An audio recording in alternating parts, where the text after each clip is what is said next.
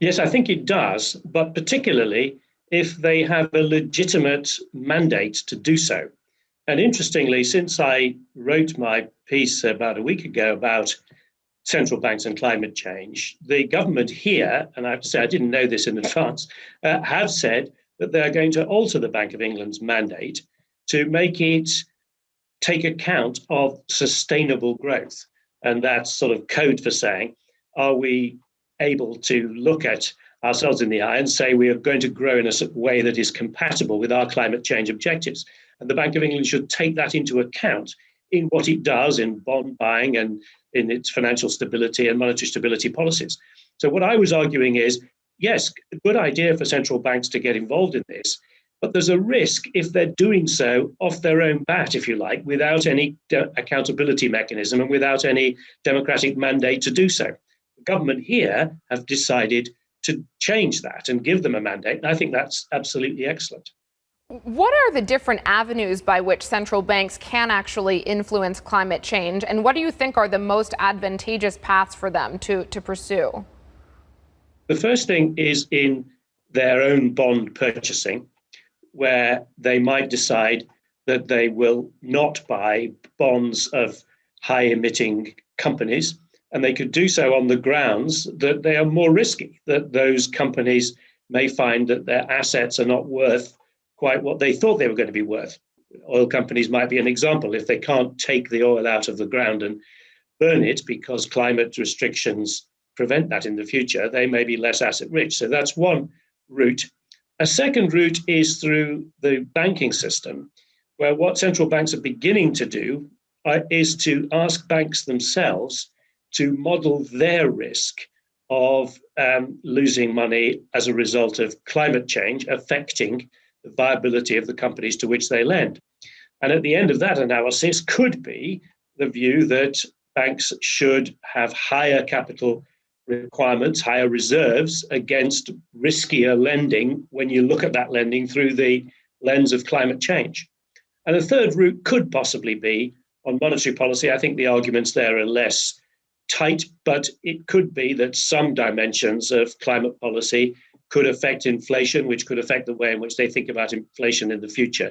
But I think that's probably a little bit further down the track. Unfortunately, anytime the concept of climate change hand in hand with monetary policy or being under the remit of central banks comes up, it's met with a lot of skepticism out there. And many people say, look, this should not be the mandate of the central bank. It should be left up to authorities, up to governments. But central banks should be focused on one thing only, and that is their monetary policy mandate. And in many cases, they have been falling behind, you could argue, over the last couple of years, not being able to meet those inflation targets. Do you think that central banks would be spreading themselves a little bit too thinly if they start taking on additional responsibilities like climate change? Yeah, I think that is a powerful argument. And what I argued was that they have to think about the roots between the objectives that they've been given and the climate change dimension. And that just saying we're against global warming and then doing whatever you like is not good enough. You have to show that that is rooted in your objectives. So I think it's possible to do that, particularly in relation to financial stability for the reasons I've just set out. But it's a lot easier if you have an actual mandate from the government that tells you that this is something that you should take into account and that that's been discussed in Parliament and approved. And that's what we will now have in the UK, which, as I say, I think is an excellent development.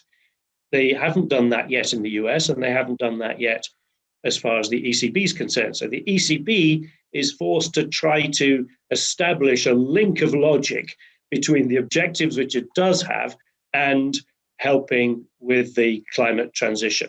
And that's a more difficult thing to do. I think, you could make an honest woman of the ECB, so to speak, by saying that the European Parliament approves that the ECB should be taking account of climate risk in its decisions. That would be give it the mandate which it needs.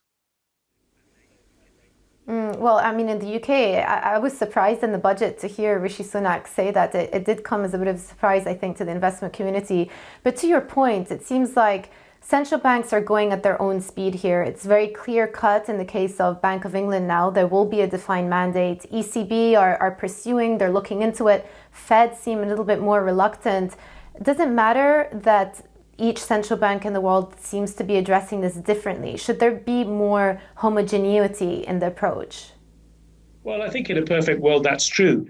And there is something called the Network for Greening the Financial System, which was initially started by, in fact, the Bank of England and the Bank of France, which the Fed decided not to join until last December, after the Biden election.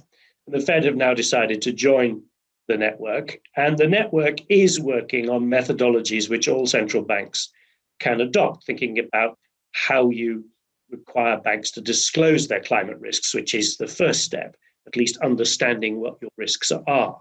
So I think it would be good if there were a more common methodology, but it does require quite a lot of effort. The NGFS is the place where that's happening, and I think people should pay a bit more attention to what's coming out of that.